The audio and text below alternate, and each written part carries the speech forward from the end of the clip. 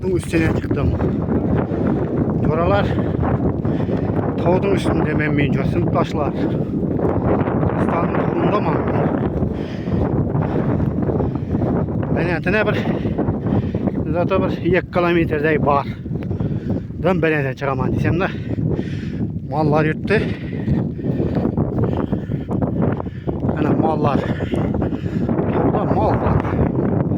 Başka hissedemiz.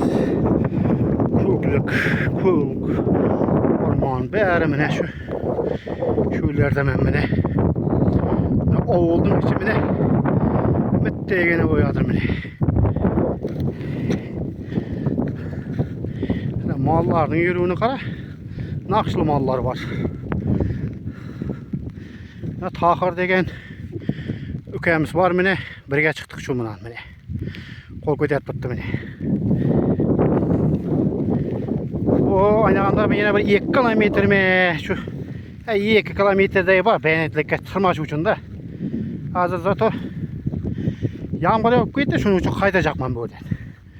O yağına var o bir yere gelmez. Banda yağmur yok lan. Yağmur yağında güzel yağında yok yağmur yok başladı can. Şimdi mal böyle yağmur var yağmur. Nerede? Tepede. Şunun için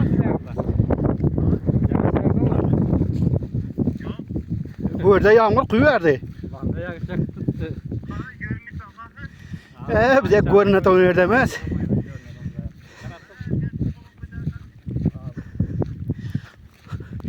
Yağmur yağlıyor başladı.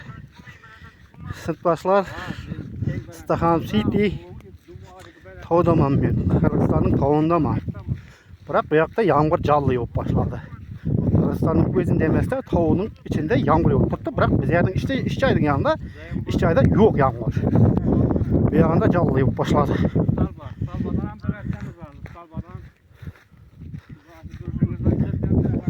Şu hazır peske çıkıp baratman kaytıp ayağına çıkıp uçunan bir 2 kilometre var. 2 kilometreden geçe ama bir 2 kilometrede var da olmasa çıkacağında yağmur yok şunun için kayttım ben. Şu başka gel söz yok.